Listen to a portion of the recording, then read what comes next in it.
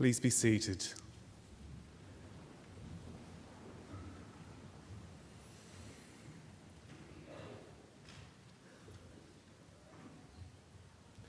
Distinguished guests, ladies and gentlemen, I would like to invite Mr. Chris Tobin, representative of the Darug people, to offer the traditional welcome to country. Mr. Tobin.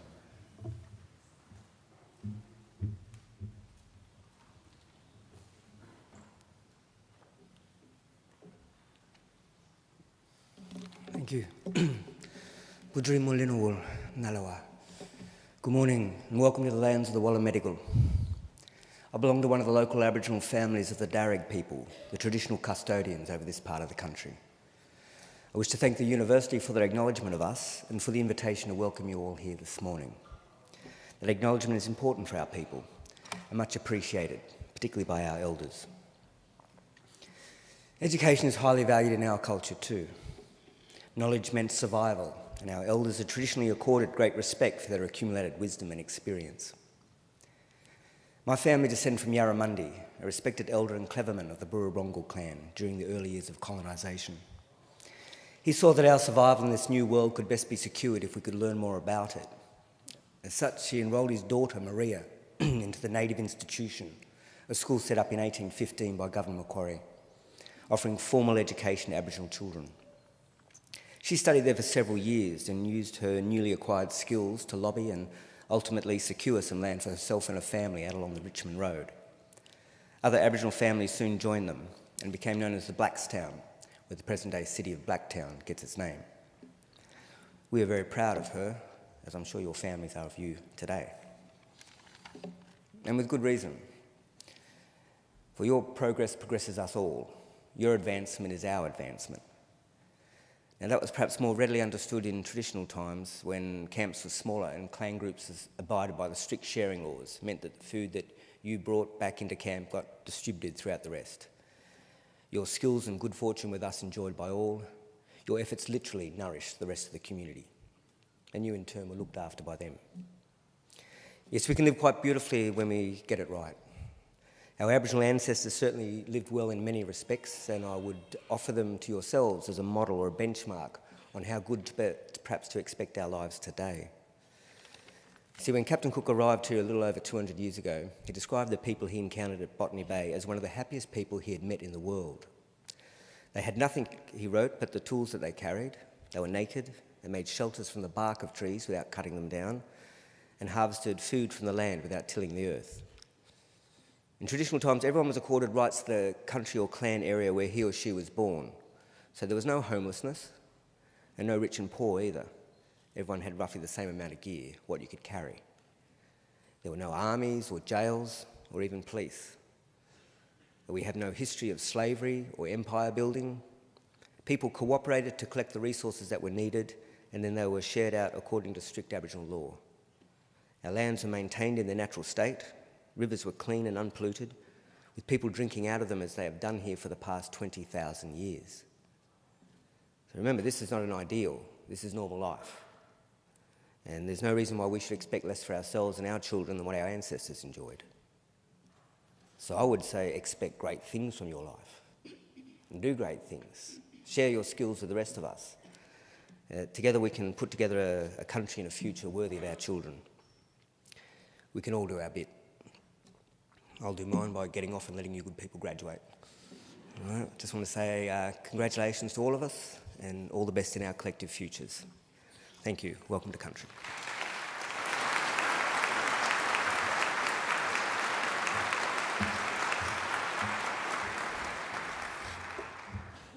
Ladies and gentlemen, I'm pleased to introduce the Chancellor of Macquarie University, the Honourable Michael Egan AO.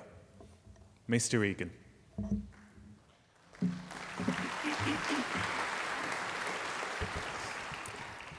Thank you, Chris Tobin, for your welcome to country. Well, graduands, and we have quite a lot of them this morning, 207 I'm told. Ladies and gentlemen, boys and girls, and I see we also have a few babes in arms with us this morning, and that is fantastic. But one thing is certain, in a long graduation ceremony, little children and babies will make a noise, they might begin to cry, We have one strict rule here. When that happens, you are not to take them outside. We want you to stay. No one will be bothered by the sound of a child. A graduation ceremony is a celebration, and I'm yet to see a celebration that it's not enhanced by the presence and the noise of little children. In any event, we've discovered that if a child cries through a graduation ceremony, he or she is back within 25 years to take out their first PhD. So we actually encourage it.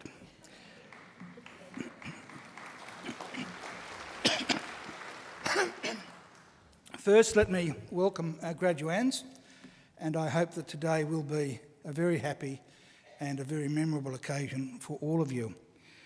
But it will only be a happy occasion if you all relax. Some of you look happy and relaxed, some of you look quite nervous and apprehensive. There's no need to. I'm told you've already passed your exams, so you don't have to look as though you're fronting the exam room. You've just got to sit back and enjoy the day. Nothing can go wrong. I suppose the worst thing that can happen, and it does happen every now and again, particularly with young ladies with those big high heels, you can fall over. Well, when that happens, that's why we've got all these people here. They're here to pick you up and send you on your way. So please sit back and relax, because you deserve to take pride in your graduation. Completing a degree is never easy. You need an intelligent and inquiring mind. You need determination and perseverance, and you need to make many sacrifices. So welcome and congratulations to each and every one of you. Today I also want to welcome, and especially welcome, those of you sitting over on that side or sitting behind our graduands as their invited guests. Because if you think about it for just a moment, you've all obviously done well too. The very fact that you're here, the fact that you've been invited by one of our graduands to share one of the great days of their lives is proof positive that you've been very important in their lives and in the successes that we celebrate today. So mothers and fathers, brothers and sisters, cousins, sons and daughters, grandmothers and grandfathers, friends, husbands and wives, partners, boyfriends, girlfriends, lovers or whatever you are, congratulations and thank you for celebrating this great occasion with us. And I don't want you to think either that observing today's graduation is the end of your role, because I have another very important service for you to perform for our newest graduates, as they will soon become. I want you to make sure that the degrees they receive today are never ever put in a bottom drawer, but are always proudly displayed in a position of prominence. In other words, if our graduands are too self-effacing to proclaim their own success, you make sure you do it for them. Now, the ceremony that we're about to participate in is one of the world's oldest social rituals. For centuries, graduates have been donning robes just like the ones our graduands are wearing today, and participating in ceremonies just like this one. Indeed, there are some 50 universities in the world which can trace their history back more than 500 years. Macquarie, by comparison, is very young, only 50 years of age. We celebrate our 50th Jubilee this year.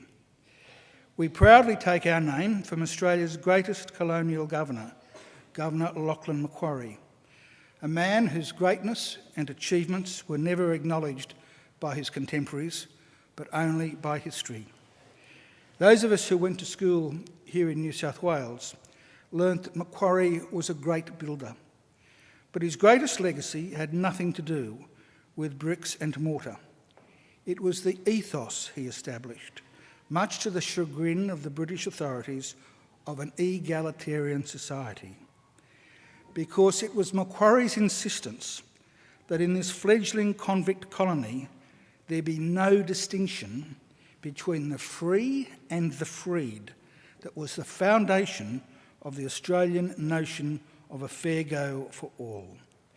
And that is a legacy that here at Macquarie we always aim to maintain and honour. After our first 50 years, we now, well almost, I was going to say we now have more than 150,000 graduates. I'm a bit ahead of myself because our 150,000th graduate will graduate in this afternoon's graduation ceremony, and I'm really looking forward to that. And those graduates live in more than 140 countries. Macquarie is a very modern and outward-looking university. We're regarded as one of Australia's leading research universities and are currently extending our research as we are our course offerings and our facilities. On your way here this morning, you may have seen our Macquarie University Hospital, which is only a few years old. And by the way, we're the only university in Australia with our own private hospital. And as you can imagine, its primary function is to treat sick people, but also it's used by the postgraduate medical students and academics in our School of Advanced Medicine. And it really is a great hospital. I know from first-hand experience. I spent 3 days there towards the end of last year as a patient, and I can assure you that the care is absolutely first class, especially if you're the Chancellor. We're also very proud of our still new library, the only university library in Australia with an automated book retrieval system. And if you get a chance after the ceremony, go and have a look at it. And the other thing you might look at is our old library, which we'll be doing something more permanently with it in a few years. But in the meantime, we've put some student study spaces in there, which are really quite something, and they're worth having a look at before you go home. And only last year we opened our Advanced Hearing Hub, which will be a world-leading institute in hearing, speech and language sciences. So we're looking forward and we're on the move. Here at Macquarie we have a very clear and straightforward mission, and that mission is to transform people's lives and to improve the lives not just of our own students, but also of people all around the globe by the work and achievements of our graduates and by the fruit of our research. We want Macquarie always to be a leader in teaching and learning and a leader in the accumulation of knowledge and understanding. In other words, an ideal community of scholars. And graduands, in just a few minutes, it will be my very great honour to confer your degrees upon you and welcome you as lifelong members of that community of scholars we proudly call Macquarie University. Thank you.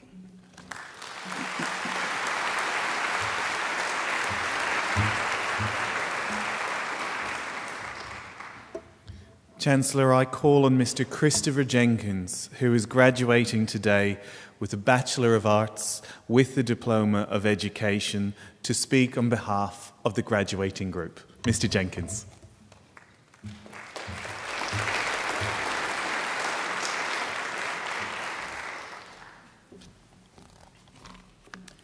Chancellor, members of the university, fellow graduates and guests. This morning I have the opportunity to speak on behalf of my fellow graduates here at Macquarie University. For some of us, this represents the end of our student lives and the beginning of those as qualified teachers.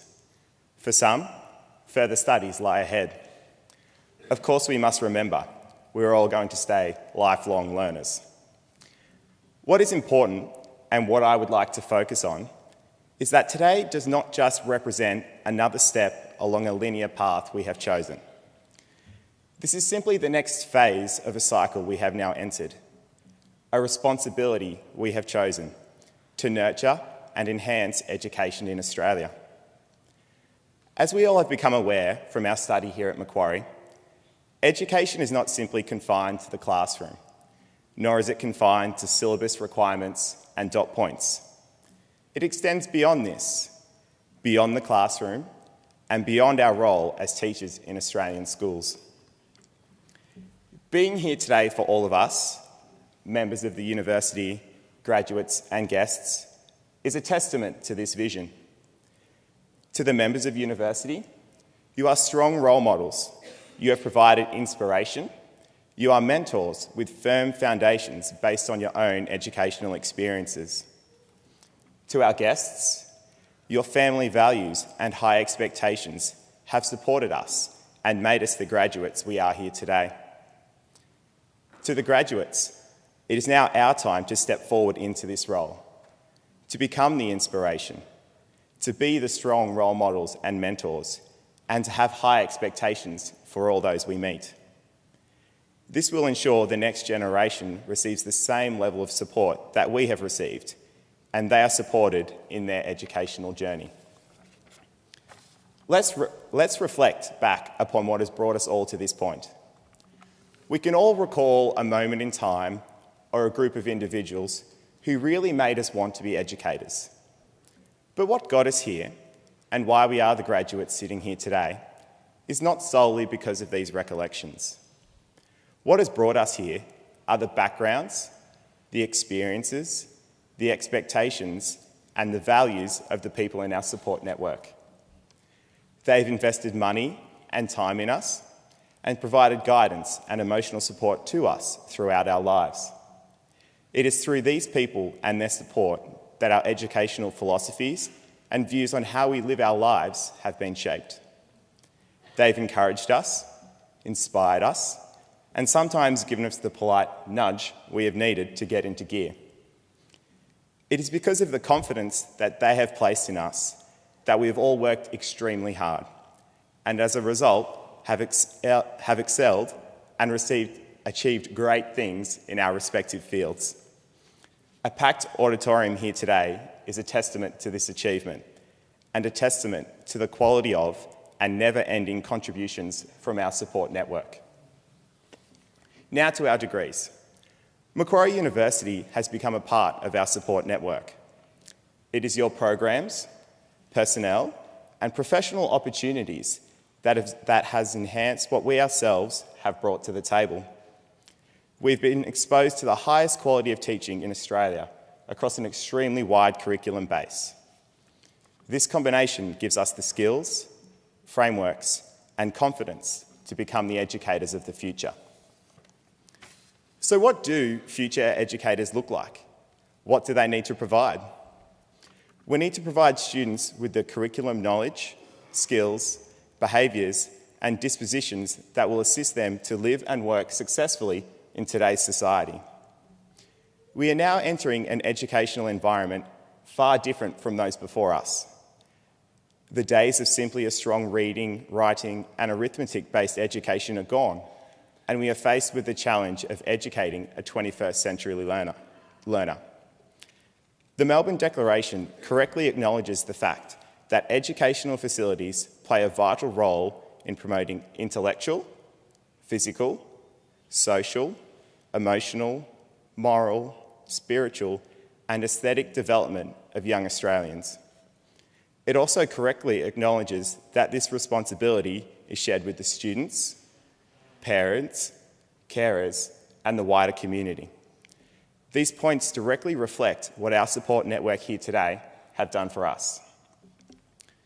We will be promoting equity and excellence in Australian schools, encouraging students and their support networks to have high expectations, ensuring all students, regardless of their background and socio-economic status, are receiving quality teaching. Quality teaching that not only provides them with solid foundations to continue on with their education, but to build upon areas of their own interest and passion. We will be educating successful learners, learners who are active in their own learning, who are creative and productive in the implementation of ICT, learners who are skilled in the advancing age of globalisation and technological change, learners who are innovative and motivated to excel in understanding and interpreting content knowledge in the context of the world around them, learners who maximise their opportunities for productive and rewarding futures, both in the workplace and future training or education. And we'll be educating confident and creative individuals, students who are and will continue to be active and informed citizens. We're teaching them to have an ethical awareness, understanding their own environments and global environments to strive for excellence, displaying resilience, empathy, and respect for others, whilst embracing the wealth of opportunities available to students today. To conclude, Chancellor, members of the university, fellow graduates and guests, this morning marks a time of change for us all. It marks a significant achievement and display of excellence from all those sitting in this auditorium. But most of all, it marks a challenge for the graduates sitting here with me to embrace the responsibility we have chosen, to take up the challenge, advance to the next step, and effectively teach the learners of the 21st century.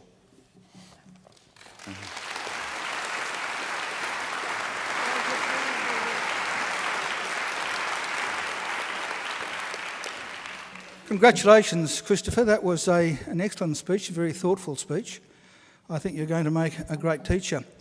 You have a great privilege, actually, because you're joining one of the three most essential and important professions. Now, you might ask, what are they? Well, I take my cue from the current Governor of New South Wales, Professor Macquarie Bashir. And she, by the way, is a doctor of medicine. She's a psychiatrist and an academic. But at a function I was at some years ago, she knocked people over when she said the three most important professions were nursing, teaching, and I was waiting for her to say medicine, and she didn't say that. She said plumbing. And when you think about it, she's right. Mind you, the Master Plumbers Association have given her a Master Plumber's licence. I know the Governor pretty well, and I'd be very happy to take her medical advice. I'm not sure I'd engage her as a plumber, though. But when you think about it, she was right, because it was the advances in public sanitation that transformed public health at the beginning of the 19th century. But certainly, of course, teaching was one of those three essential occupations. And I think anyone who can boast of having a fortunate life can also boast that at some stage they were inspired by one or more teachers. So you have a great opportunity ahead of you. At the beginning of your speech, you used the word nurture. And when you used that word, that indicated to me that you understood the nature and importance of the profession that you're about to embark on. So well done, congratulations. And as I say, I'm sure you and lots of you are going to inspire many people by being great teachers. Well, ladies and gentlemen, we now come to the key part of the ceremony. The reason we're here, that's the conferring of degrees. Now, I've got to admit that this is the bit that makes me a little bit nervous, because I've been assured by the best legal brains in the country that if I confer a degree on someone who is not eligible to receive it, there's nothing I can do to take it back. So I need to get an absolute ironclad assurance by our acting registrar here that you're all eligible. And he has to assure me that none of you were ever late in submitting an assignment, none of you ever missed a class, and with that assurance, I'll happily graduate you today. Deputy Registrar. Chancellor, I certify that all candidates being presented here today and those who are absent have satisfied the requirements of the Academic Senate for the degrees and diplomas they are to be awarded. Would all candidates for admission to degrees and diplomas please stand? Graduands, in the name of the Council of Macquarie University and by my authority as Chancellor, I admit each of you present and those who are absent to the degrees and diplomas for which you have qualified. Graduates, congratulations.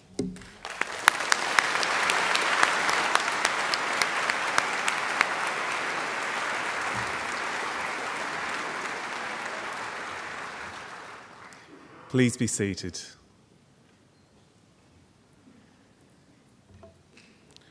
Chancellor, the graduates at this ceremony are from the Faculty of Human Sciences. This faculty conducts research and teaches courses about people, investigating the how and the why. It is home to a number of internationally recognised research centres, conducting groundbreaking research across disciplines in areas such as cognitive science and early childhood education. Exciting opportunities exist for students and for researchers alike. The faculty includes research and study areas in advanced medicine, education, linguistics, psychology, early childhood, cognitive science, and the health professions. Chancellor, I now call on Professor Janet Greeley, Executive Dean of the Faculty of Human Sciences, to present the graduates and diplomates. Professor Greeley. Chancellor, I present to you the graduates from the Faculty of Human Sciences whom you have admitted to degrees. I present the diplomate awarded the Graduate Diploma in Education, Gareth Ronald Chandler.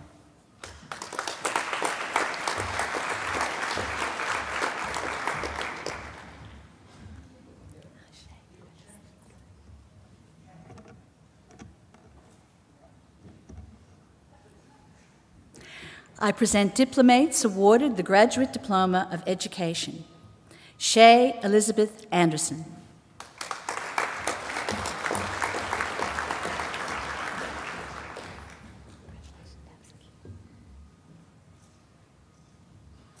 Tamsin Leonie Anderson.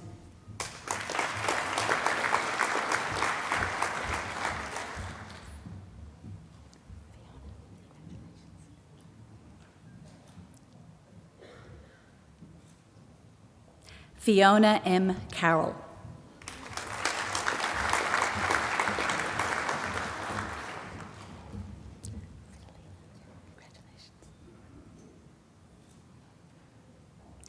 Fidelina Maria Cooper.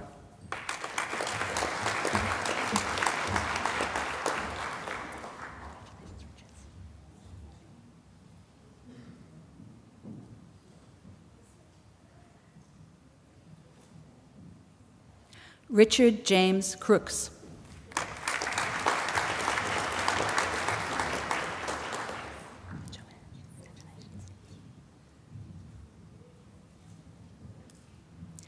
Joanne Amy Ferris.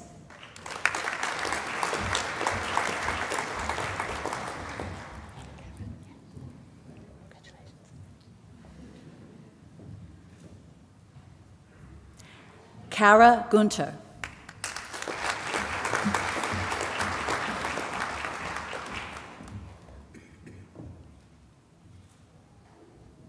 Lara Nerese Hardy.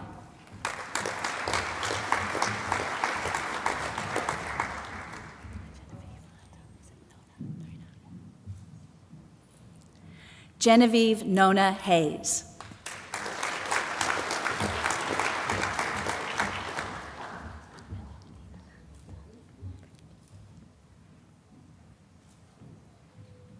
Anita Jane.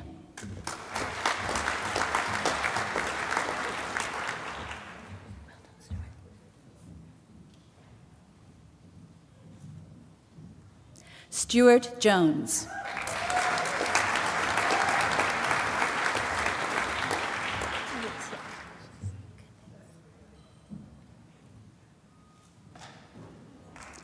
Orit Brandel Kay.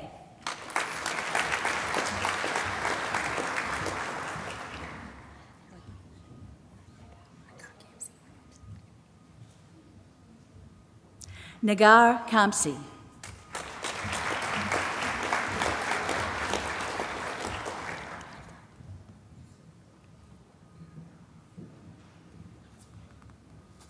Amanda Jacqueline Kilshaw.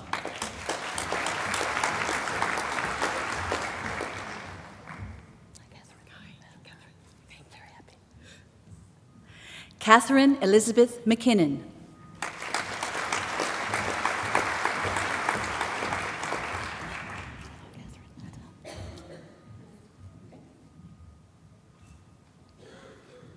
Catherine Ruth McLean.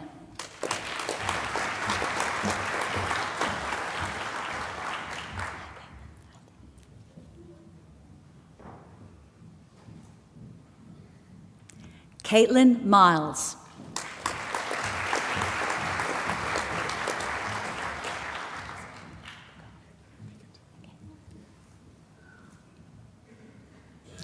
Timothy John Piggott.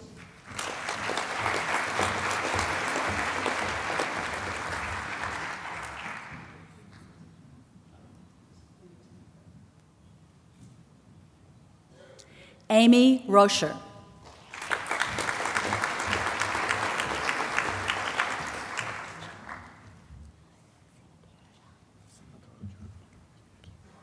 David Shahan Sinataraja.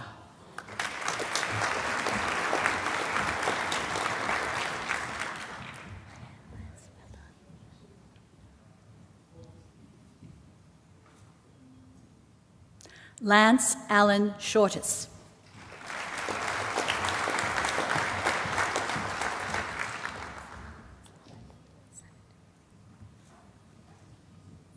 Simone Leanne Slamet.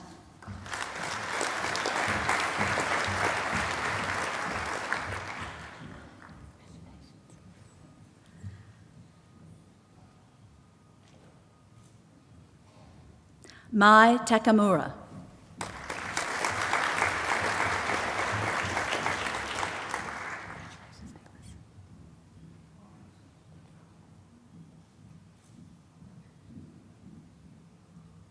Nicholas Mark Whittard.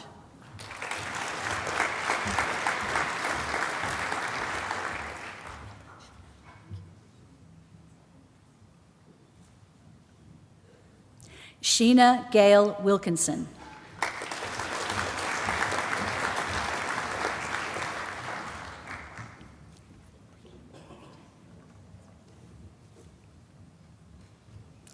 I present the graduate admitted to the degree of Bachelor of Arts with First Class Honours, Bridget Nicole Glover.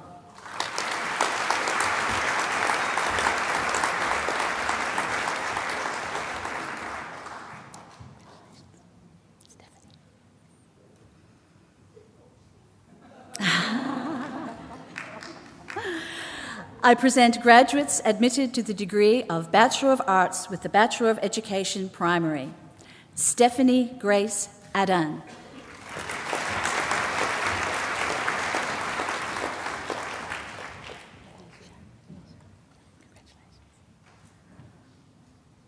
Bahija Almer.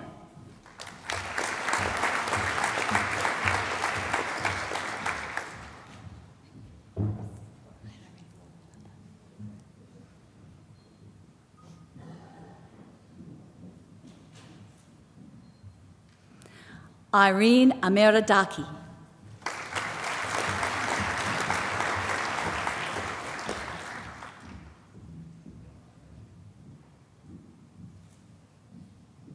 Rebecca Andrews.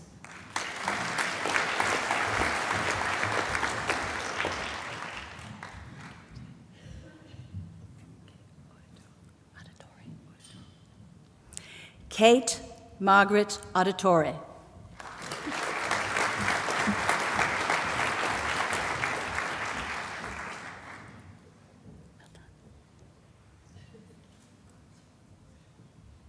Leanna Batrunian.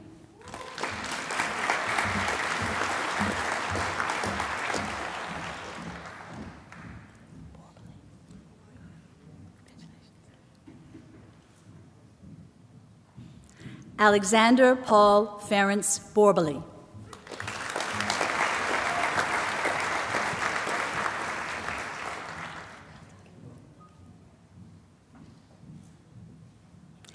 Emily Caroline Boyd.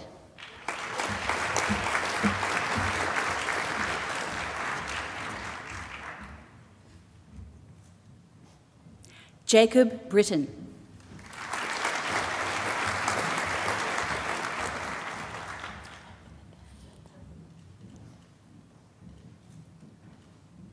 Belinda Gay Brown.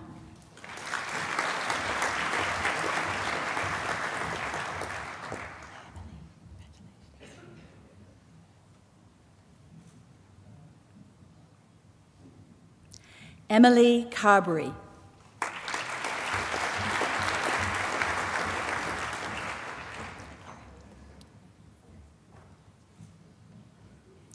Carrie Lynn Cheatham.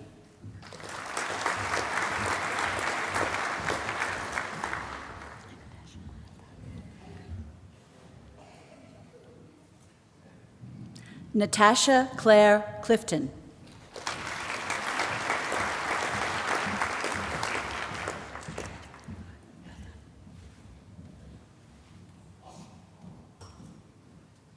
Joanna Downey.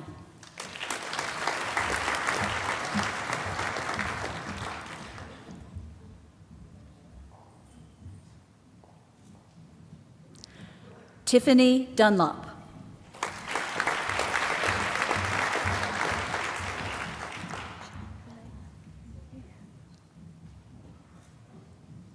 Michelle Penny Fletcher.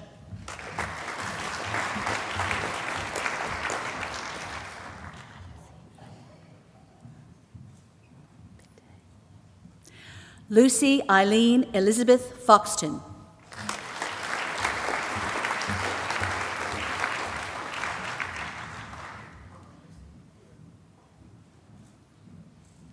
Roy Gamawala.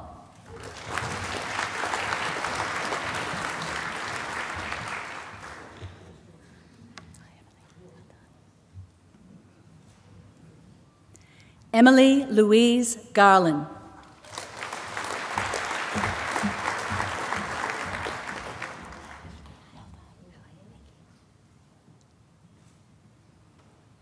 Ashley Morgan Gorjup.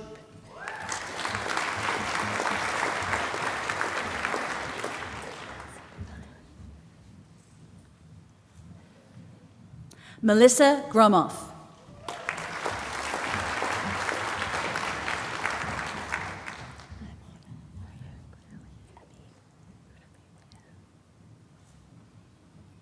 Mona Habib.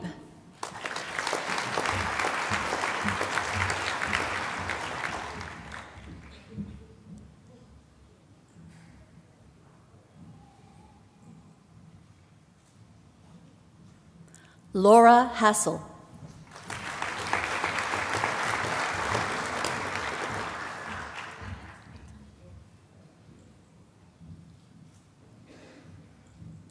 Hannah Hotsey.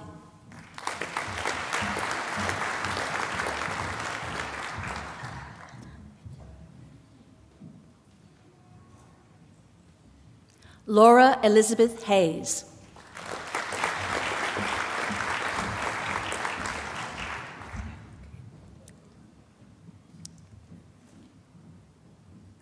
Georgia Louise Hyatt.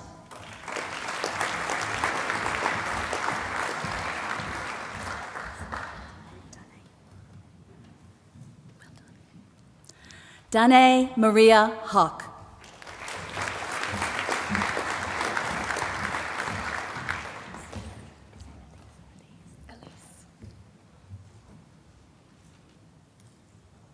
Elise Marie Holloway.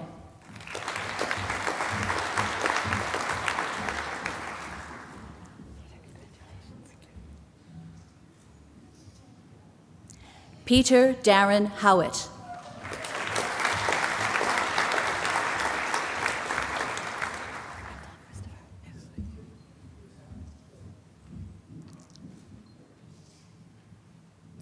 Christopher Michael Jackson.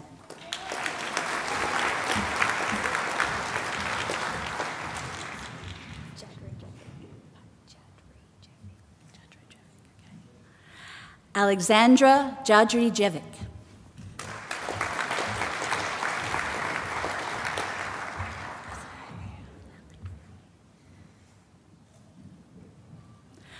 Felicity Jennings.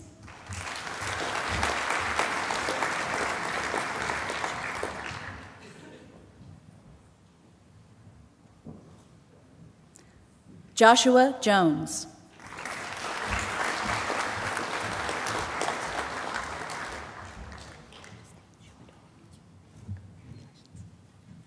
Justine Jouador.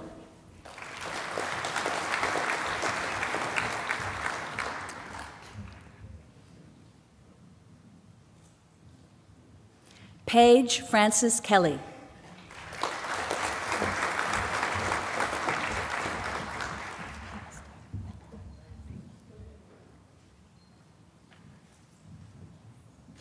Esther Kim.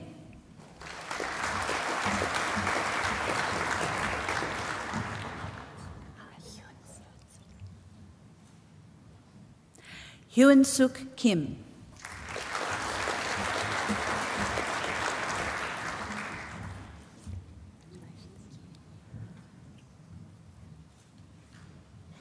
Jessica Denise Konofsky.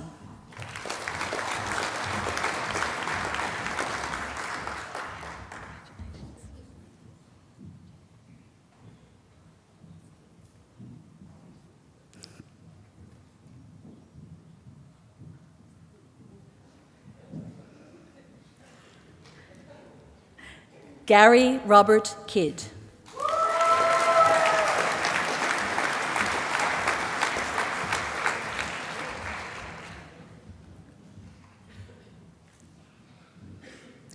Gabriela La Rosa.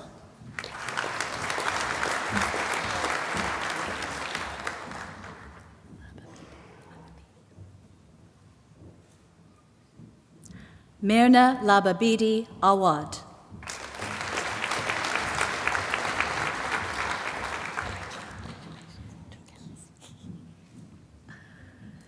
Rachel Ann Lacey.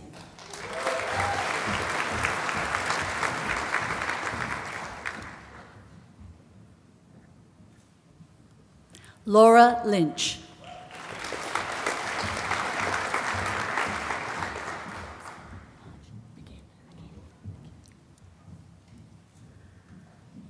Danielle Amy McGinn.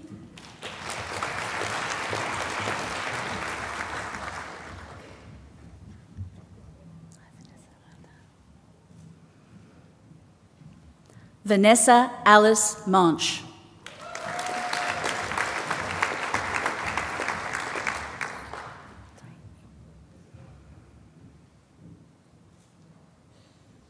Lorraine Marriott.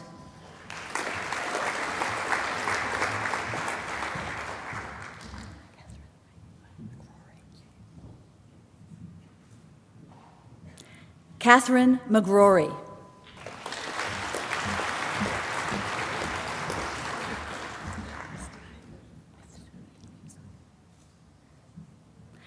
Christy Mifsud.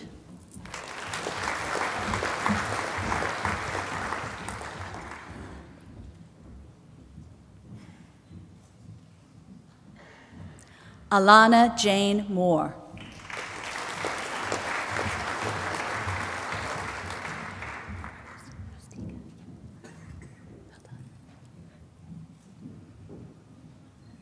Kirsten Marie Mustika.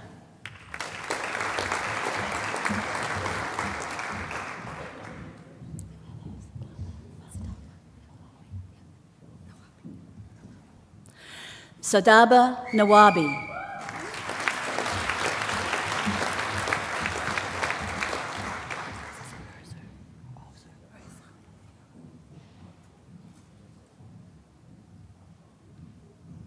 Rose Ozer.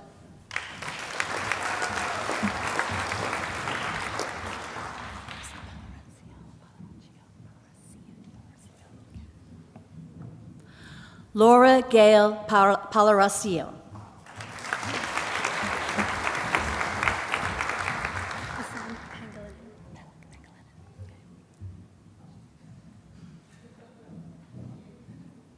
Osan Pangilinan.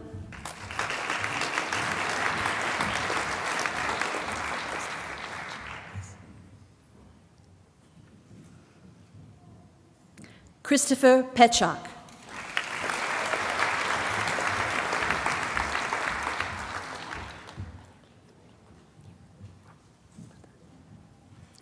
Eleni Filakipru.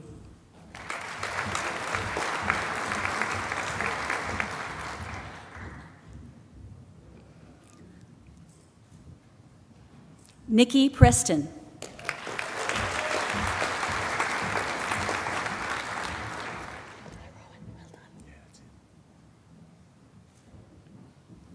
Rowan Frank Pryor.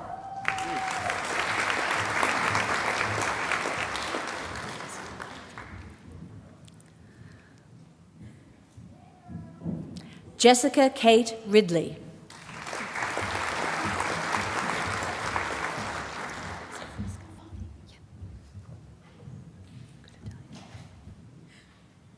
Kelly Ann Scarfoni.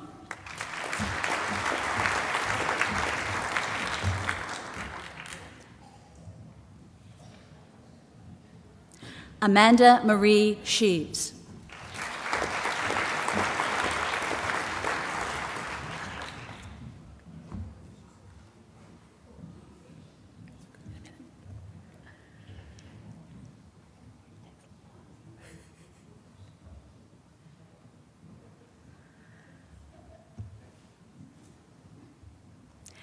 Jacob Alexander Skelly.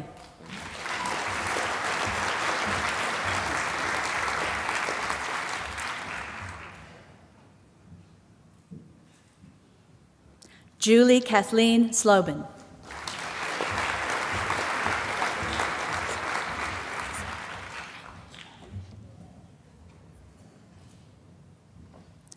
Ailish Eileen Smart.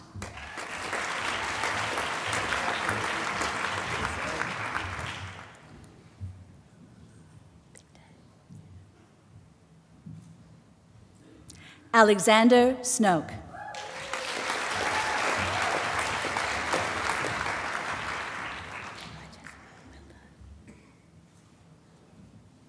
Jessica Nalina Stedman.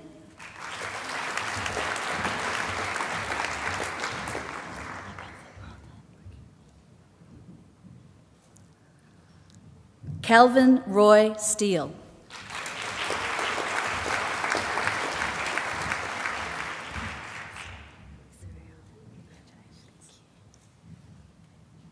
Alana Surya.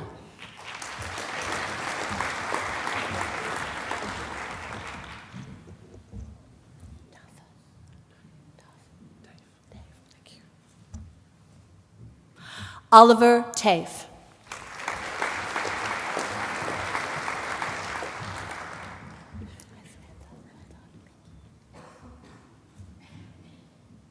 Samantha Kelly Thompson Rains.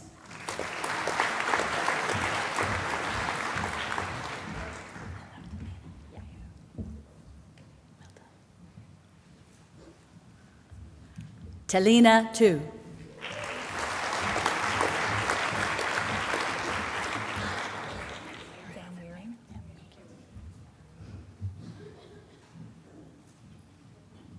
Lauren Robin Van Weren.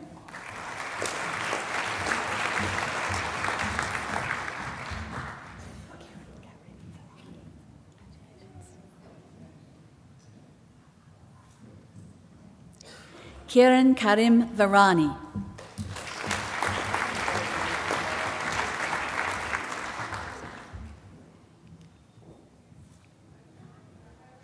Alexandra Walsh.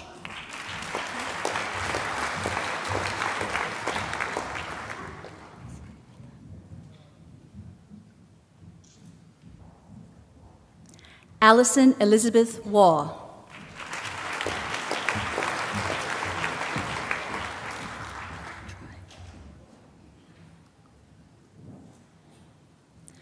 Troy Stephen Westcott.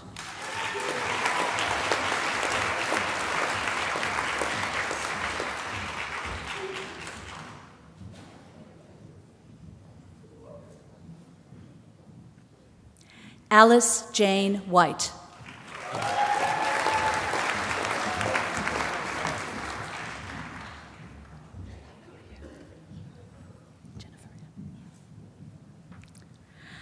I present graduates admitted to the degree of Bachelor of Arts with the Diploma of Education. Jennifer Helen Aitken.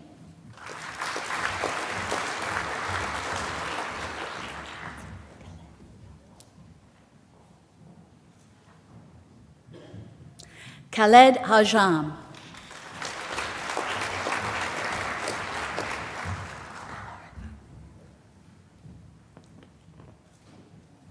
Lauren Alice.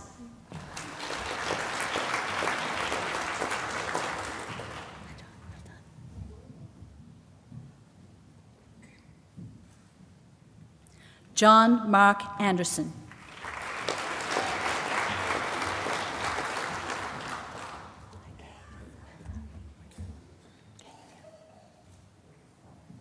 Cade Philip Anderson.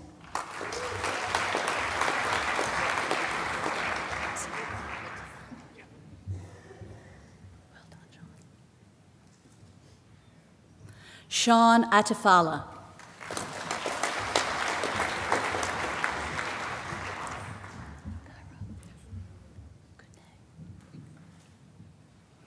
Cairo Baker.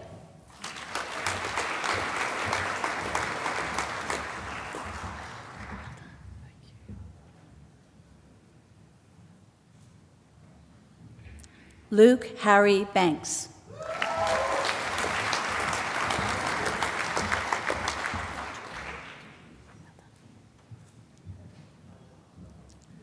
Patricia Buenaventura.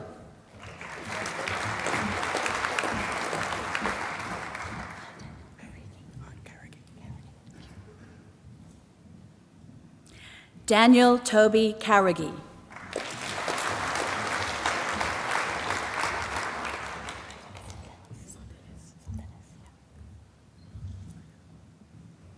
Tiffany Martine Santelis.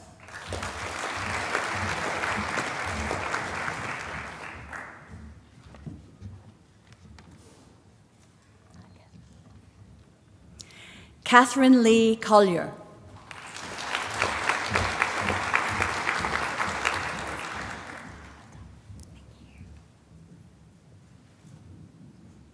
Ivana Dennis.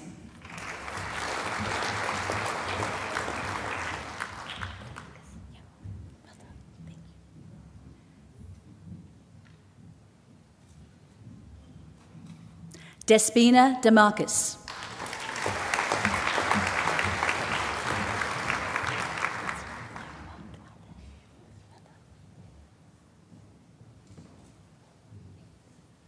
Ainhoa Duarte.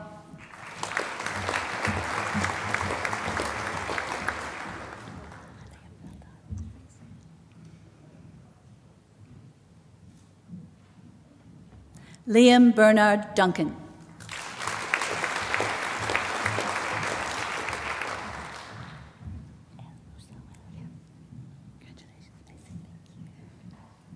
Macy El Musawel.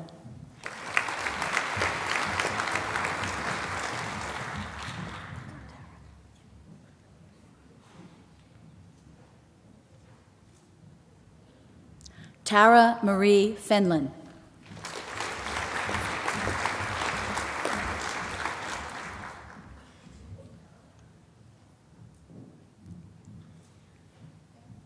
Shannon Olivia Fonte.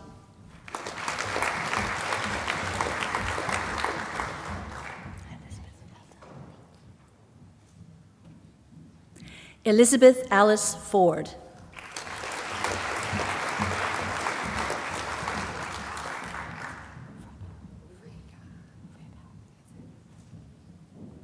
Lauren Anita Frieger.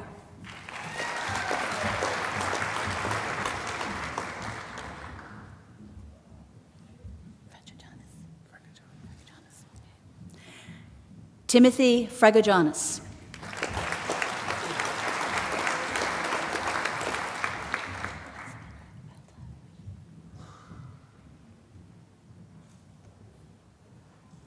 Samantha Kate Gempton.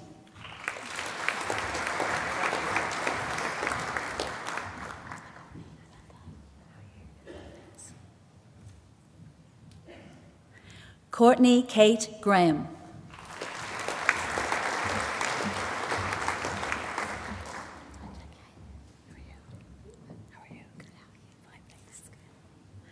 Jackie Grant.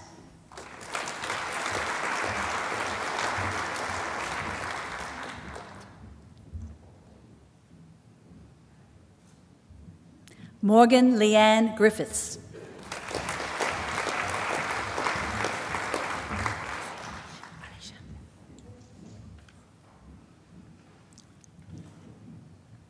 Alicia Jade Hall.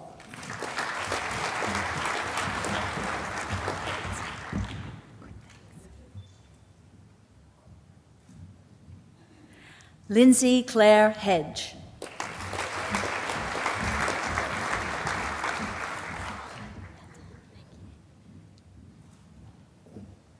Alwyn Wilkinson Higgins.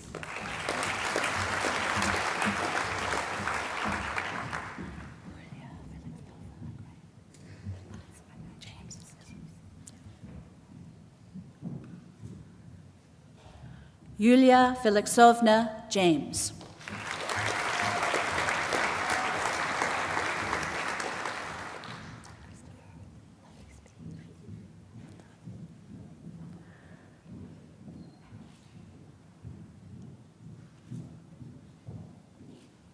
Christopher Jenkins.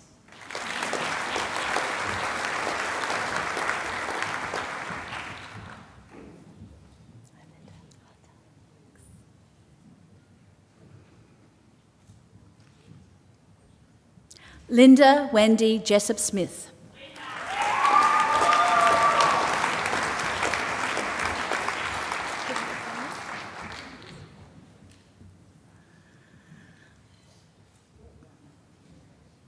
Rebecca Carney.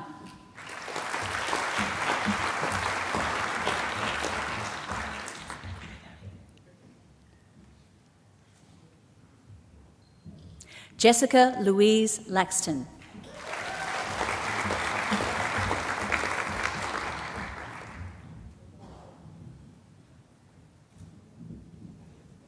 Amanda Rachel Lee.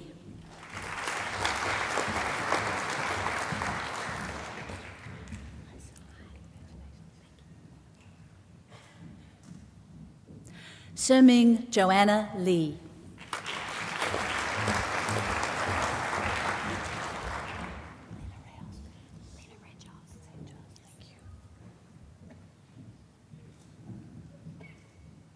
Jessica Carmen Lina Rejos.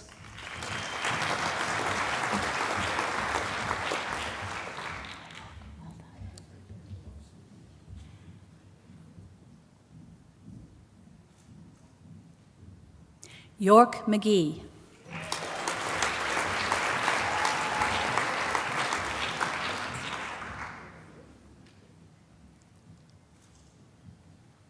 David Anthony Martin.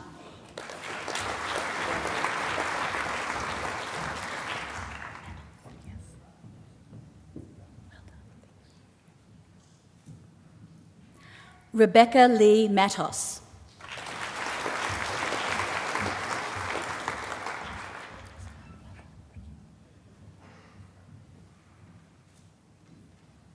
Scott James Morrissey.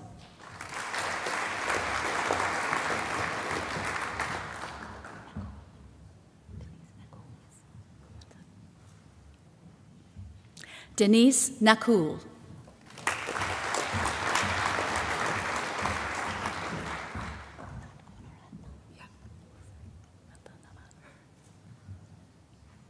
Namada Natkunaratnam.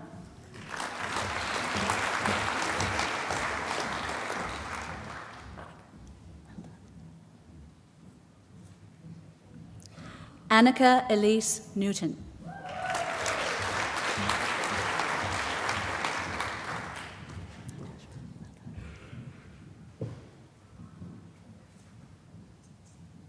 Joshua Andrew Knott.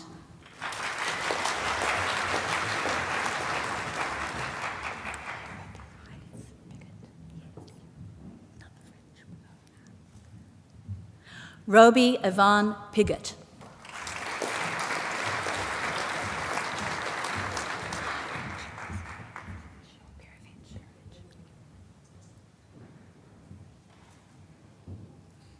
Rachel Ann Perovich.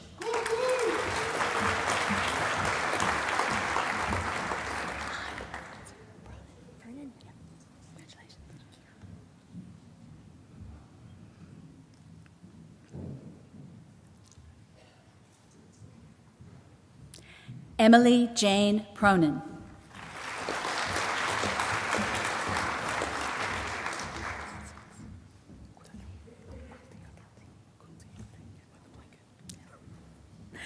Daniel Francis Quilty.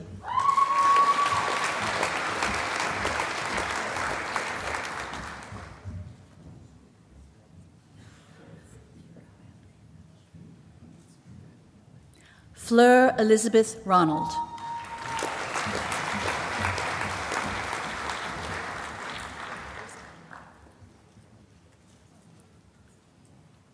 Christy Lee Sainsbury.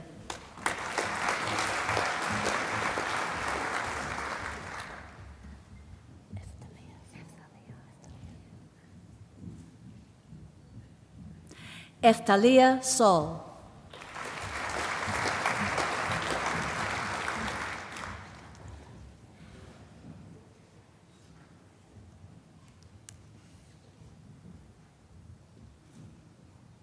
Lenka Saunders.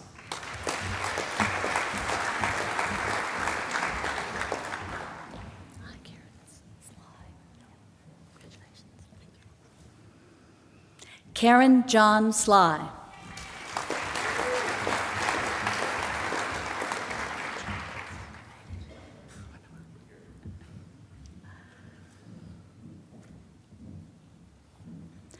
Benjamin David Small.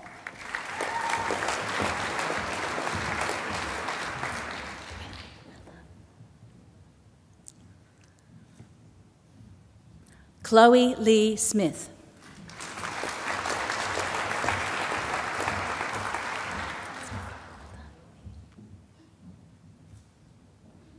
Steffi Southern.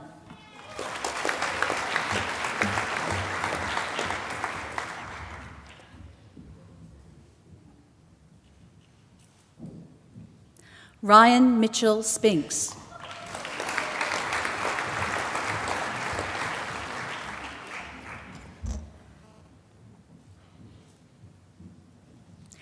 Emily Joy Starkey.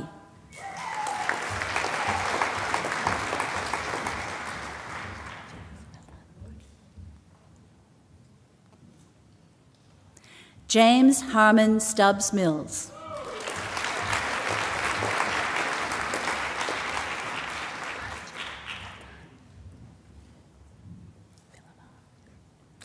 James Villamar.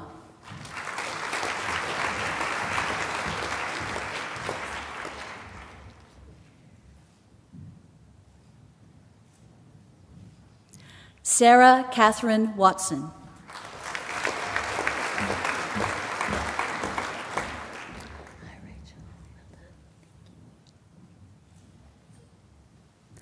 Rachel Marie Webb.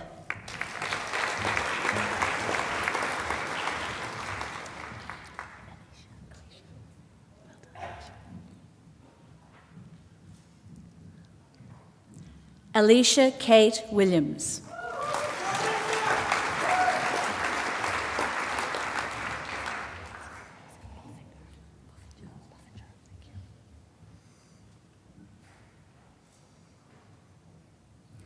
I present graduates admitted to the degree of Bachelor of Science with the Diploma of Education. Natasha Selena Boffinger.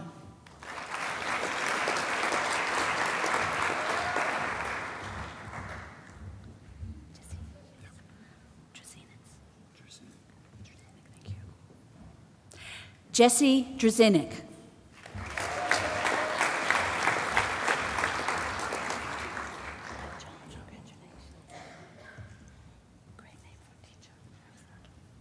John Aristotle Duncan.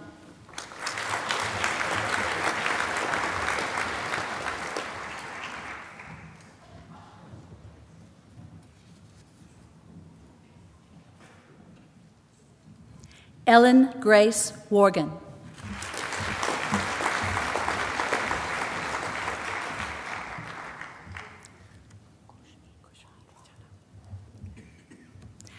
I present graduates admitted to the degree of Bachelor of Arts. Kushmeet Chadha.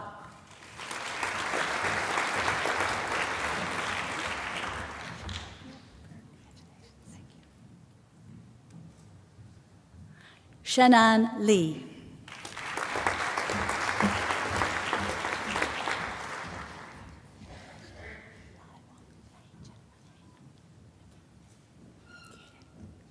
Jennifer Lei Wong.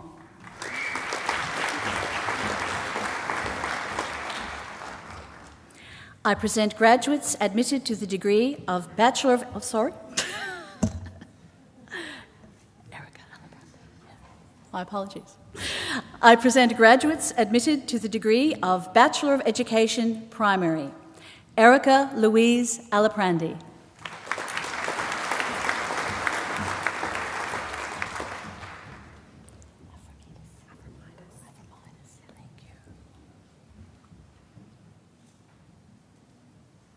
Olympia Avramidis.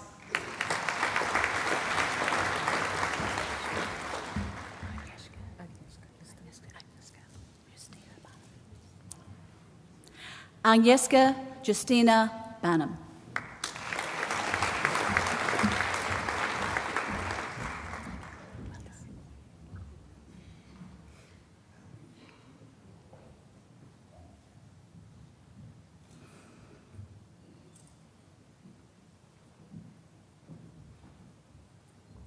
Carolyn Rose Black.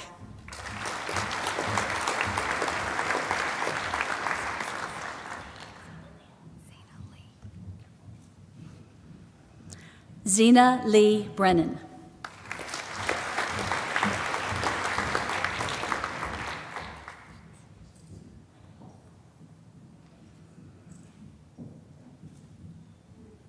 Margaret Ann Carr.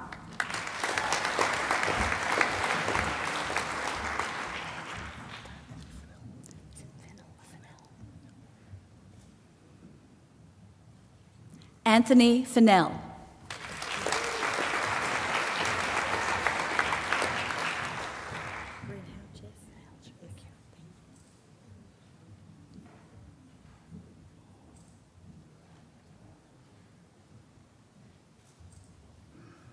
Stephanie Jane Greenhalgh.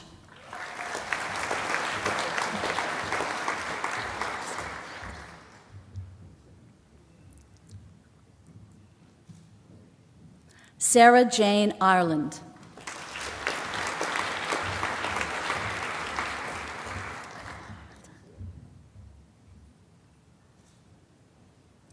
Dawn Marie McLeod.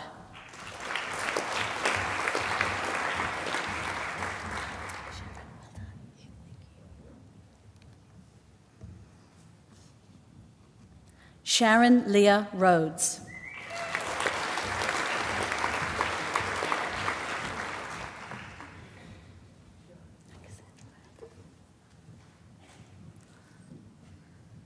Cassandra Vermeer.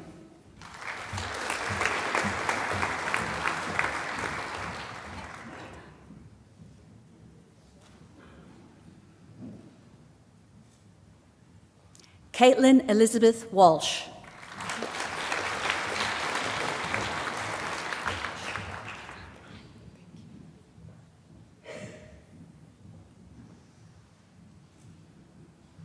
Roisin Ann Watson.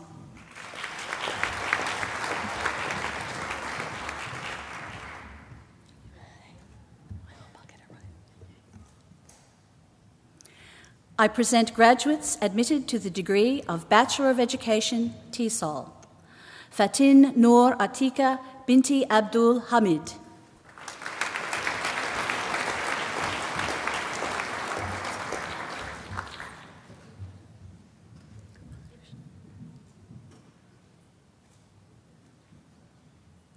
Amala Anakpermpuan Gopalakrishnan.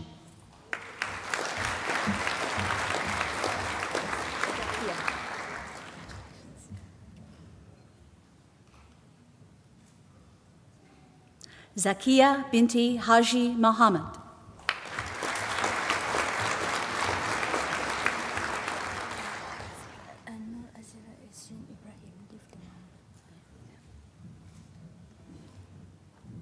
Noor Azera Ezran Maulat Ibrahim.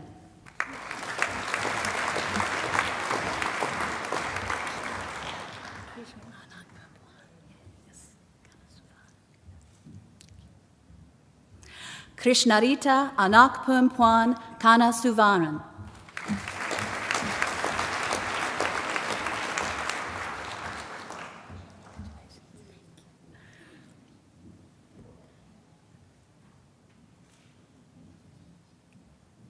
Yvonne Wanyi Ling.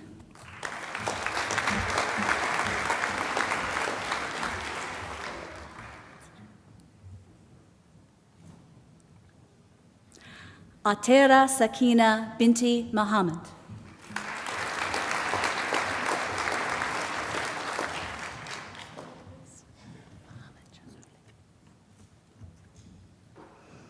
Anjulia Binti Muhammad Jazuli.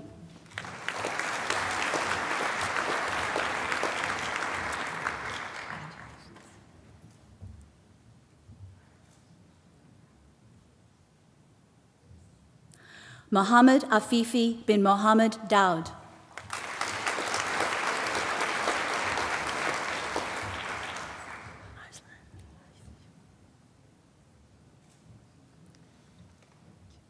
Aslan Arif bin Mohammed Salah.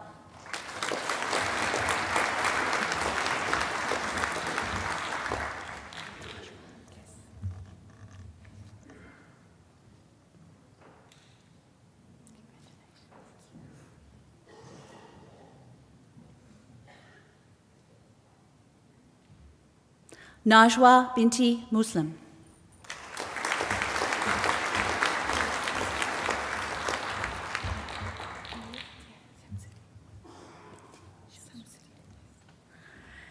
Nurul Atiya binti Samsudi.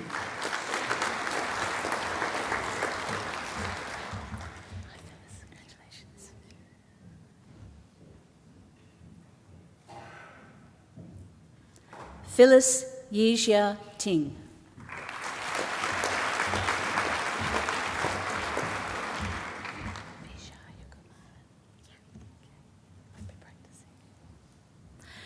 Peravina Anak Perempuan Vija Yakumaran.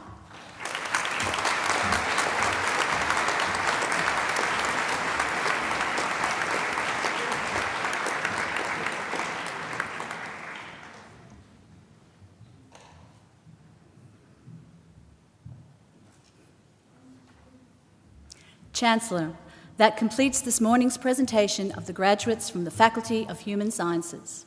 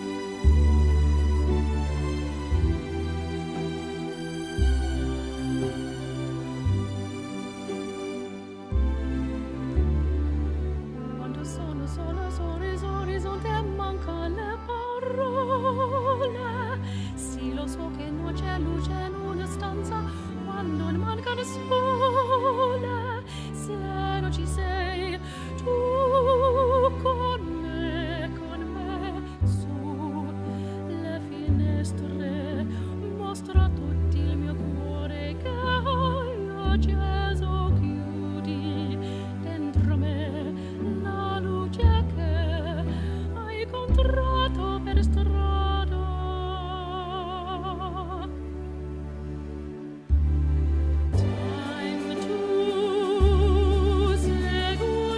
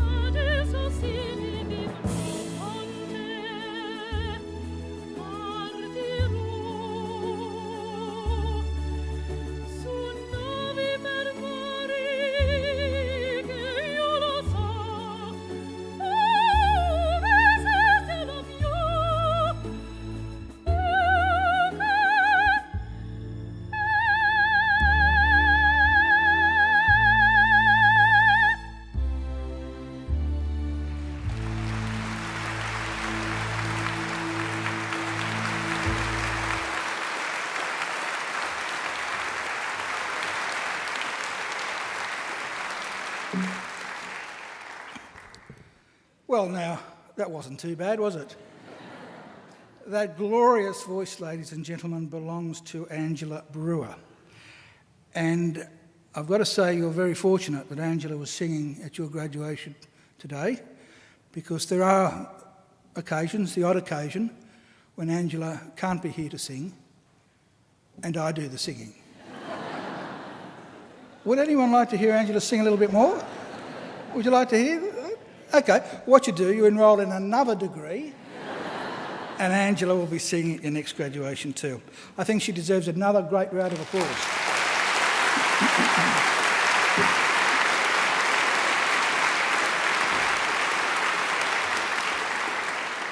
As do our great musicians over there on the organ, Dr. James Forsyth.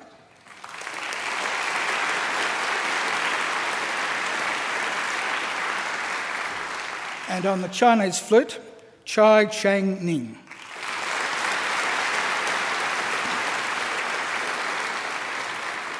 And also sitting on the sides are some of our alumni volunteers who come along to many graduation ceremonies just to make sure that everything goes smoothly at your graduation. I think they deserve a round of applause too.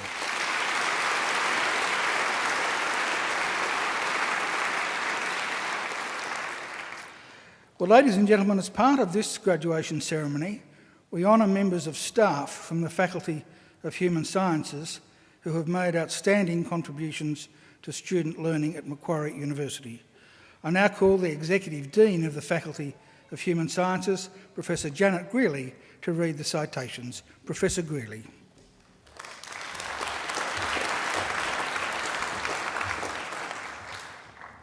Chancellor, it gives me great pleasure to invite Dr. John DeNoble to come forward.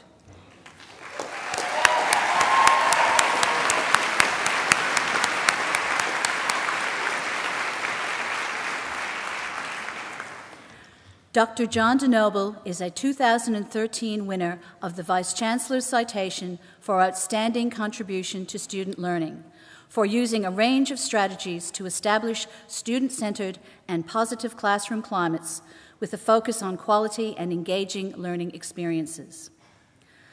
The quality of our school teachers is of critical importance for our children's future and for Australia's continuing economic development. Dr. John DeNoble's approach to pedagogy with the next generation of school teachers models best practice by incorporating current pedagogical research and student-centred learning. His innovation of "Tell us what you think" is an admirable initiative which provides him with ongoing student feedback and gives students input to content, learning, and style. The outcome of Dr. DeNoble's approach to teaching pre-service teachers has created autonomous learners and reflective teachers. Also, Dr. DeNoble's cooperative team approach with peers has engendered enthusiasm and marks him as a worthy recipient of a Vice-Chancellor's Citation for Outstanding Contribution to Student Learning. Chancellor, I present to you a truly worthy recipient of a Vice-Chancellor's Citation for Outstanding Contribution to Student Learning, Dr. John DeNoble from the School of Education, Faculty of Human Sciences.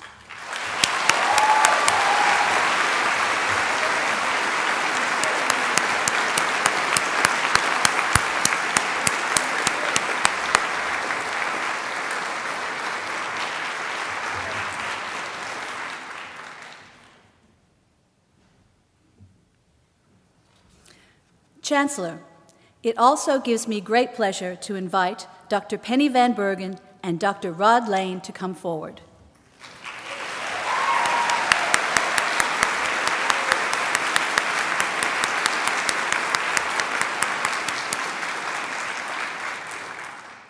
Research Ed is a 2013 winner of the Vice-Chancellor's Award for Programs that Enhance Learning.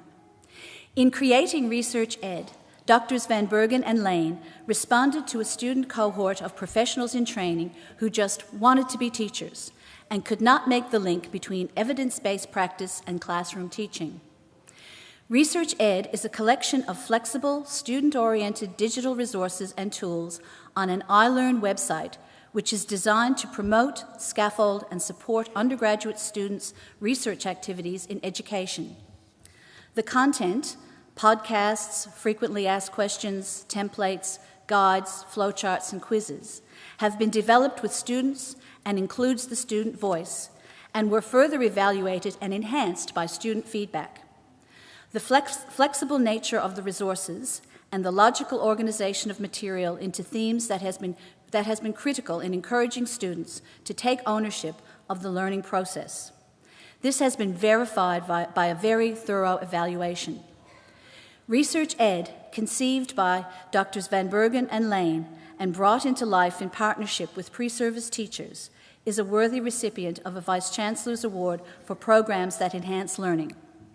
Chancellor, I present to you two truly worthy recipients of the Vice-Chancellor's Award for programs that enhance learning, the designers and implementers of Research Ed, Dr. Penny Van Bergen and Dr. Rod Lane, from the School of Education, Faculty of Human Sciences.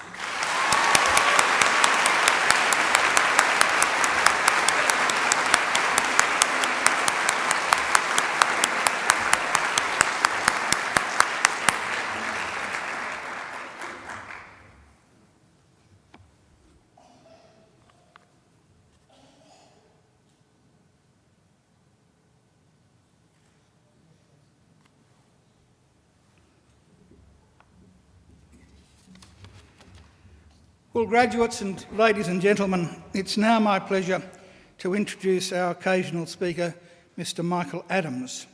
Born in 1944, Michael entered the Christian Brothers in 1962, teaching with them until 1975, when he took on a role at a senior high school until 1977. Michael became the principal of a Catholic high school for 10 years, followed by a lectureship at the Australian Catholic University. He then moved into private enterprise as principal of a business college and was awarded an educational fellowship to Vietnam. After he returned to start an English language school in Sydney. He was sought after as a Vietnam specialist and set up a business in Vietnam, sending students abroad, cultural exchange students in particular. Now, along the way, Michael achieved a BA Honours degree, I'm sorry to say, at Sydney University. I'm not one-eyed. Even though I'm Chancellor of Macquarie University, I'm the first person to admit that Sydney University is the oldest, the biggest, the wealthiest, and without doubt the second best university in Australia. He then redeemed himself, though. He came to Macquarie, where he got an MA and a diploma in counselling. Michael's hobby is writing, and he's published a few books on Illawarra history, Lawrence Hargrave and Vietnam. Ladies and gentlemen, please welcome Mr. Michael Adams.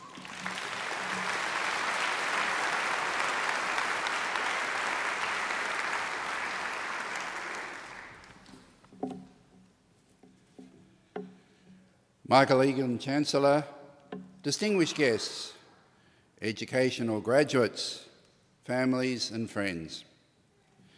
Congratulations on reaching your personal milestones of today. Where to next? How many times did I ask that question of myself in my educational career? As a result, it was pretty varied. I'd like to share with you today a few of my experiences as an illustration of the kaleidoscope of opportunities opening up before you as educators. My entire school education was in overcrowded Catholic schools, pre-state aid, full of Generation X, baby boomers, post-World War II. I was more than once in a class of no less than 105 students, with just the one teacher, a Christian brother. In such an environment, discipline tends to be summary and swift, but I was bright enough to keep just ahead of the pack. Learning? Yes. Education? Not really. At 16, I found myself in a new Christian Brothers school at St. Pat's, Sutherland. under the influence of a charismatic founding principal, Brother Hannigan. It was the dedication and inspiration of the Christian Brothers at St. Pat's which led me later to join the order myself. I responded strongly to the wonderful mutual respect permeating the whole school community.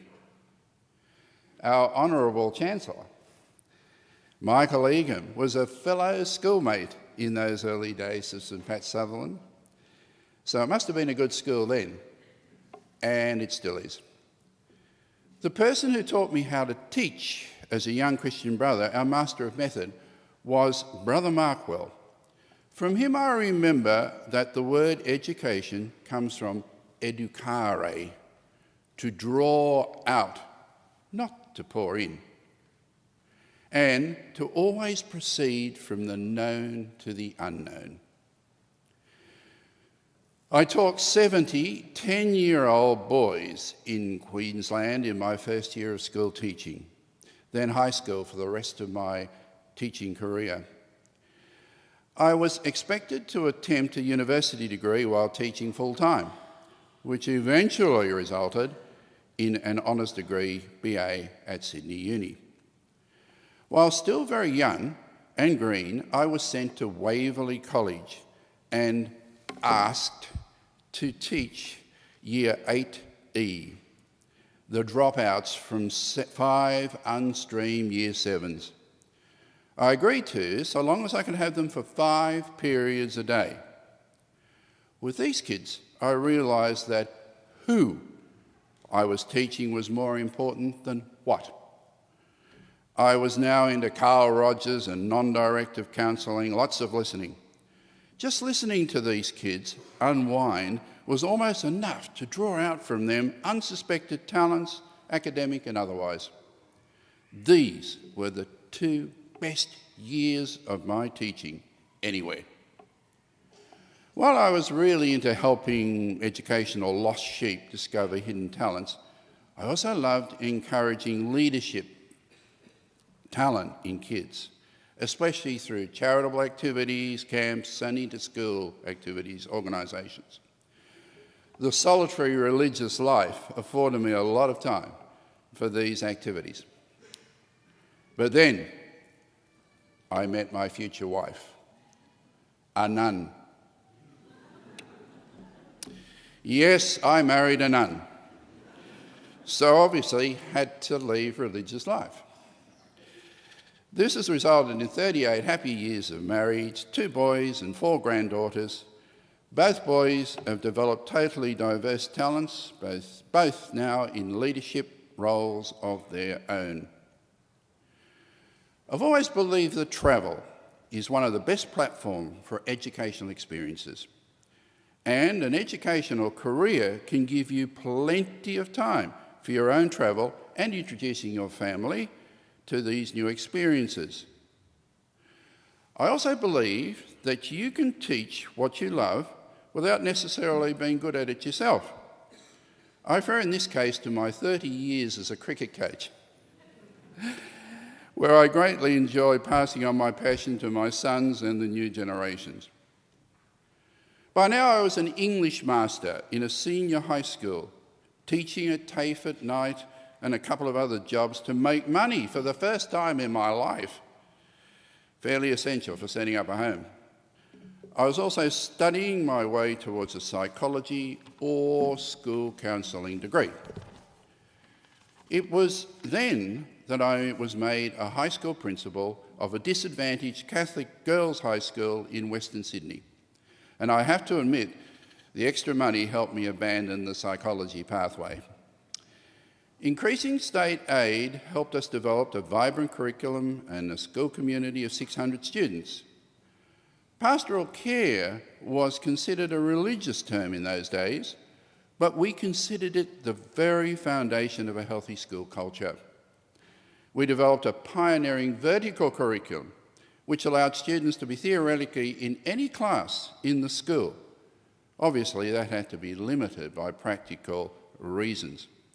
Our philosophy was to provide the broadest range of educational possibilities to the girls and be there when they needed us most. To be a credible school principal, one was supposed to have a master's degree, which brought me here to Macquarie, my favourite alma mater. Staff here took their roles as counsellors to students seriously, so I remember Rachel Sharp with affection. Again, part-time, I emerged with a Master's in Education and History and sat at my graduation ceremony here, listening to the wise words of Chancellor Michael Kirby. After 10 years of principalship, I needed a break and was invited into a 2-year lectureship at the Australian Catholic University, fresh from the field, so to speak. This enabled me to plunge into a PhD program back here at Macquarie with David Cohen.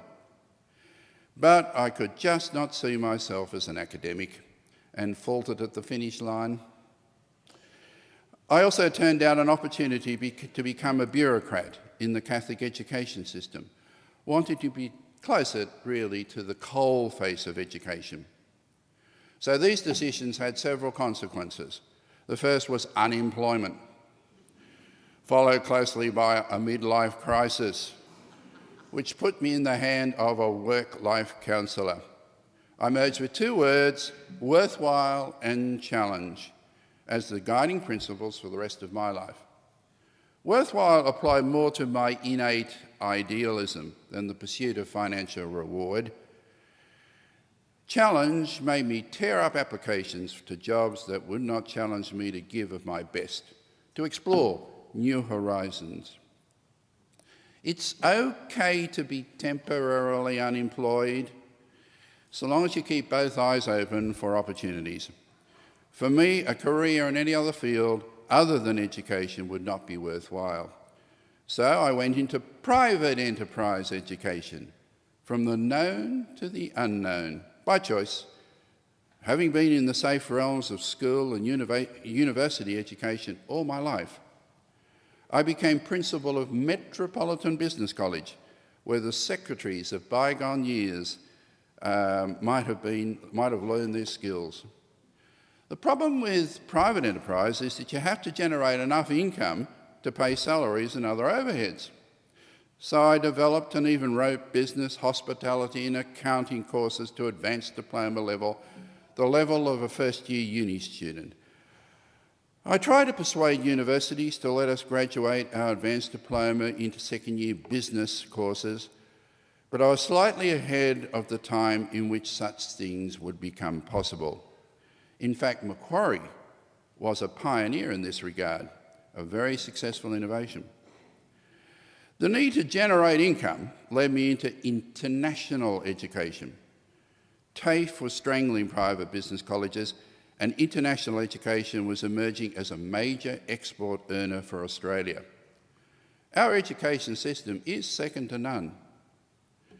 I visited Vietnam in the early 1990s and fell in love with a country then in the bottom 10 countries socio-economically in the world. I wanted to do something worthwhile there, but still had a family to help support. My wife was a very successful teacher and a primary school principal. After much soul-searching, I won and accepted a federal government fellowship to try and develop educational relationships between Vietnam and Australia, involving long periods of working in Vietnam. Back in Australia, I used the agent network I developed in Vietnam to open English language centre. Very hard work. And after a couple of years, adversely affected by the Asian recession of the late 90s, I ended up with 100 Vietnamese students, but nobody else. As Vietnam was too poor to be recessed, not even with a stock market to strip. Nobody else had Vietnamese students, so I joined forces with one of the big English centres and became a Vietnam specialist. So this allowed me to develop cultural exchange out of Vietnam. I set up an office and commuted, never actually taking up residence there. I think I probably started serious cultural exchange in Vietnam, a cheap way of a Vietnamese gaining a year of overseas educational experience. We sent over 1,000 to the USA alone, because it required no reciprocal agreement. Australia has been harder, requiring Aussies to study in Vietnam for every Vietnamese into Australia. Not easy. But we're still doing it as a vacation program, 2 to 4 weeks at a time. Over the 21 years of my involvement in Vietnam, Vietnam has undergone one of the world's most dramatic transformations out of poverty into a healthy young economy. Not because of my involvement, I hasten to add, but I have been privileged to witness it at close hand. The Vietnamese government gave me the only medal I've ever won for services to overseas students. The new prosperity had many educational institutions asking my help to attract full fee-paying students abroad, which we did through our office there. And Vietnam has recently decreed that by 2020, their educational system will be fully bilingual, Vietnamese and English. A difficult goal when currently only 10% of the teachers have basic English skills to build on. So I am now working on bringing high-level English into good local high schools there, backed by a credible Australian institution. This will spill over to training of the teachers as well. Now, there is an opportunity for enterprising Macquarie graduate expat educators. Vietnam. Some of you will probably educate through writing. We need good textbooks and resources and shared experiences of others. Writing is my hobby. Talking about what I write is keeping me in the classroom, so to speak. I spend much of my time in front of the young and the young of heart, or leading tours, passing on my passion for Vietnam, Lawrence Hargrave, Illawarra Aborigines, bushrangers, etc., etc., all of which I have published books about. They say that once a teacher, always a teacher. Another great thing about an educational career. Old teachers never die. They just gradually lose their class. Chancellor Michael and I are working together with a group of others as we speak on a book about the early days of St Pat's, Sutherland, our own unreliable memoirs. So I hope you grasp the point of this talk, that education is a vast field with many opportunity. Teaching and academia are just two of the myriad of educational careers. Set your goals around your principles and your strengths. Education has been a worthwhile challenge for me and still is. Most important have been the lessons I learned along the way and still am learning from educators in my life. The greatest educator I've ever met? A Loreto nun in Vietnam, Trish Franklin, a brilliant teacher who, through provision of educational facilities over 20 years, has managed to lift over 25,000 disadvantaged kids from disabled to deprived into a much brighter future. She's letting me write a book about her because, to me, there is nothing more inspiring than a great educator. I'm pretty sure Chancellor Michael never talked about being Chancellor of Macquarie while we were at school, probably because the university didn't exist then. He may have dreamed, though, of becoming Prime Minister. Neither of us had any idea where we'd end up, but we always kept our options open. May I urge all of you to do the same, and may the wonderful career of education be the richer for your contributions. Thank you.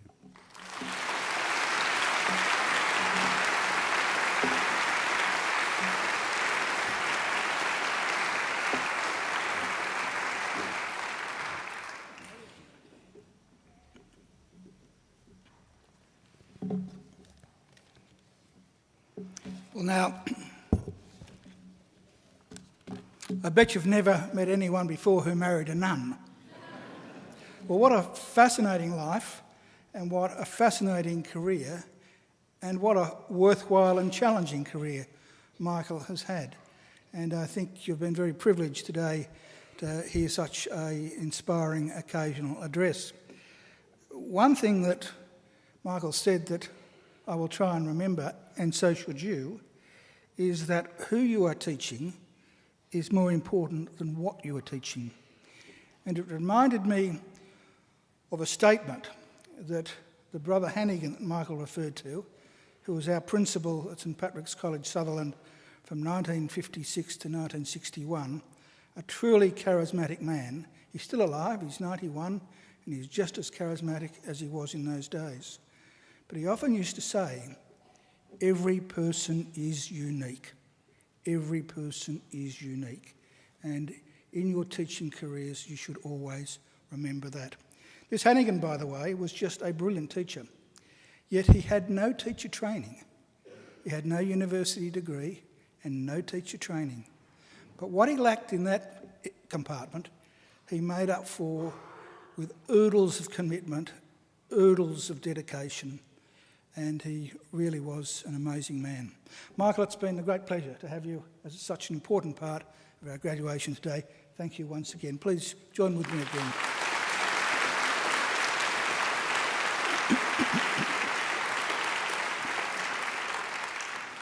Well, graduates, this ceremony marks the end of one stage in your relationship with Macquarie University, but it's certainly not the end of your association with Macquarie. From today on, for the rest of your lives, you are part of the bigger Macquarie family, which is our alumni, and part of the network of 150,000 Macquarie alumni who now span the globe. We'll keep in touch with you through our alumni program, which is focused on lifelong learning, lifelong support, and lifelong connections. Our commitment to you is to help you keep in touch and engaged with Macquarie throughout your life. And graduates, please do make sure to come back to Macquarie, either to undertake more study, perhaps attend alumni events or use our aquatic and fitness facilities, or even just to stroll around our lovely campus, or perhaps even enjoy a picnic down by the lake. Graduates, the award of a university degree carries many opportunities and privileges, but like all privileges, it also carries responsibilities. Believe it or not, you, each and every one of you, can change the world. And you don't have to be a Nobel Prize winner to do it either. Because almost everything you do, in your homes, in your workplaces, and in your communities matters and can make a huge difference. The consequences of every effort, every action, large or small, can reverberate throughout society through the decades, indeed the centuries. Even something as simple as a kind word or a kind gesture can often be the spark that ignites a great life or a great career or a great achievement. So as Chancellor of Macquarie University, I charge you to use what you have learned, not only for your own benefit, but also for the betterment of the community. I charge you to use the skills and knowledge you've acquired with rigour and integrity, and to commit yourselves to a program of lifelong learning and inquiry. I charge you to recognise the worth and dignity of all people, particularly those who have not had the opportunities that you've enjoyed. I charge you to set high goals and to continue the hard work that has brought you so far. I charge you, wherever you go, to go with all your heart. And in all you do, I charge you to uphold the good name of Macquarie University. Now, graduates, I hope you'll also always remember the people who've helped you along the way, many of whom, of course, are here with you today. So to acknowledge their contribution and thank them for it, I'm now going to ask you to do a couple of things. Graduates, would you now please stand? Now I'd like you to put your degrees on the seats behind you so that your hands are free. And I'd like you to turn around now to face your families and friends. And now I invite you to give them a mighty round of applause.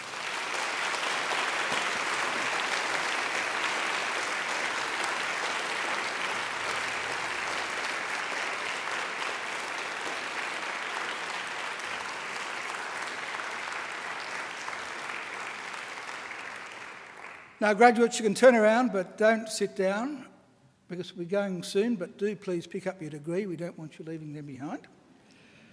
There are some people on the dais up here who've also been very important during your time at Macquarie. They're the representatives of our academic community, and I'm sure you'd like to thank them as well.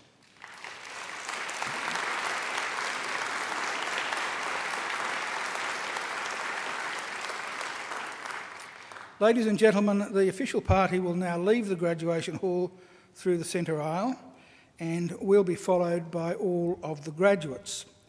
I would invite you all to now please stand.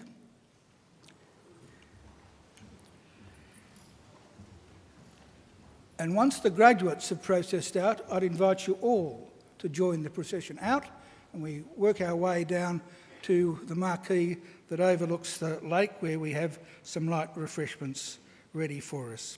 Well, graduates, I wish you the very best. And by the way, haven't the children and babies been superbly behaved?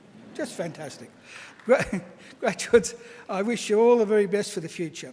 And in the words of the old Irish blessing, may the road rise up to meet you. May the wind always be at your back. May the sun shine warm upon your face and rains fall soft upon your fields. And until we meet again, may God hold you in the palm of his hand. Graduates, good luck.